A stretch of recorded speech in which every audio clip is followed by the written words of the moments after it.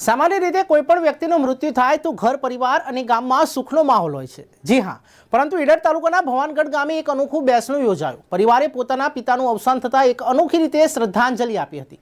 મંડપમાં પ્રવેશતા જ ફોટોગ્રાફ્સ જોઈને તમને લાગશે કે આ કોઈ લગ્ન પ્રસંગ ઉજવાઈ રહ્યો છે, પણ ના, અહીં આજે ભવાનગઢના રાજવી પ્રવીણસિંહ કુંપાવતનું બેસણું યોજાયું છે।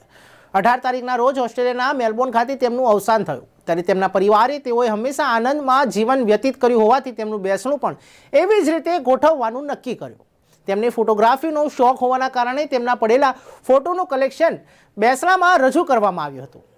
ગુજરાતભર અથવા રાજપૂત સમાજમાં 69-70 વર્ષની આયુમાં ફેસબુક હોય, ઇન્સ્ટા હોય, વોટ્સએપ હોય, એમાં ખૂબ લાઈવ વ્યક્તિત્વ હતું, ખૂબ એટલે ખૂબ, અને ફોટોગ્રાફીનો અકલ્પ્ય શોખ હતો એમને પોતાનો, હરવા ફરવાનો આ બધો। એના અનુસંધાનમાં મારા પરિવારે નિર્ણય લીધો કે ભાઈ શોખ છે 100% વસ્તુ છે, પણ ઈશ્વરે જે ડેસ્ટિની નક્કી કરી છે ભગવાને, એને કોઈ બદલી નથી શકતું, તો આપણે એક ઉમંગ અને ઉત્સાહ સાથે આ પ્રસંગને ઉજવીએ। એટલે આજે મારા ફાધરના કદાચ આપ જોતા હશો કે જ્યાંથી શરૂ કરીને લગભગ 12-15 હજાર ફોટોનો અમારી પાસે ફોટો ગેલેરી છે, જે એમના બાલ્યાવસ્થાથી લઈને અત્યાર સુધીની તમામ ફોટોગ્રાફી અમારી પાસે છે, અને એનું આખું એક જીવન ચારિત્ર્ય આપને દેખાઈ રહ્યું છે। અમે આજે એમનો આ દુઃખદ પ્રસંગ હતો, તે છતાં અમે ઉજવણીના સ્વરૂપે અમે ઉજવ્યો, જેથી મારી મમ્મીને દુઃખ ના થાય, એને એવું લાગે સારા સંભાળણા મૂકીને ગયા છે, એ યાદોમાં જીવે, નહીં કે દુઃખની યાદોમાં જીવે। અને ભગવાને એમને ખૂબ સુખદ મૃત્યુ આપ્યું, એમને કોઈ તકલીફ ના પડી, આટલું રૂડું રૂપાળું જીવન જીવી ગયા, એ જ અમારા માટે ઉપરવાળાની અસીમ કૃપા છે। એ સાથે અમે પપ્પાને આજે ઉજવ્યા છે।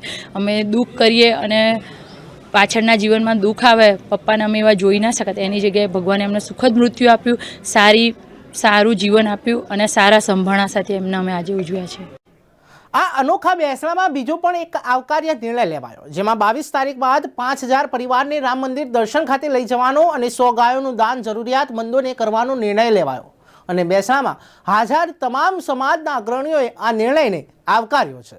એમના નિધન નિમિત્તે સત્યજીતસિંહ 22મી તારીખે અયોધ્યામાં રામ મંદિર બનવાનું છે, તો 22મી તારીખ પછી આ વિસ્તારમાં જે અશક્ત લોકો હોય, વૃદ્ધ લોકો હોય, આર્થિક રીતે સંપન્ન ના હોય, એવા બધા લોકો, એવા 5000 કુટુંબને અયોધ્યા લઈ જવાનું આજે એમણે જાહેરાત કરી છે।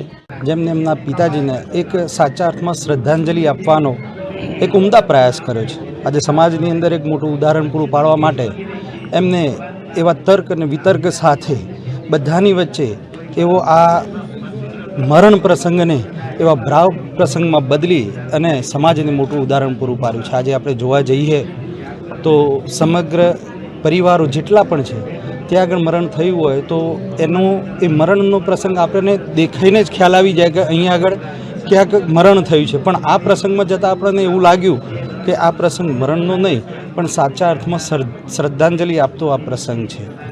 શ્રદ્ધાંજલિ આપવા માટે મારા મિત્ર સત્યજીત સાથે ચર્ચા થઈ, તો એમનું કેવું એવું થયું કે મારા પિતાજીના પાછળ 22મી તારીખે આપણા દેશના લોકપ્રિય વડાપ્રધાન માનનીય મોદી સાહેબ જ્યારે પ્રાણ પ્રતિષ્ઠા મહોત્સવનો ઉત્સવ કરવા જઈ રહ્યા છે રામલલ્લાનો, ત્યારે એ એમના પરિવાર તરફથી 5000 પરિવારોને અહીંથી અયોધ્યા દર્શનાર્થે લઈ જવાની એક એમને નેમ લીધી છે। સાથે સાથે 100 ગાયોનું દાન કરવાનો પણ એમને વિચાર કર્યો છે। સામાન્ય રીતે વર્ષોથી ચાલી આવતી પરંપરા બદલીને આ પરિવારે એક નવો ચીલો ઉતાર્યો છે, ત્યારે આ પરિવારની પહેલ પણ સમાજે હવે આવકારી છે। Bureau report, news for India.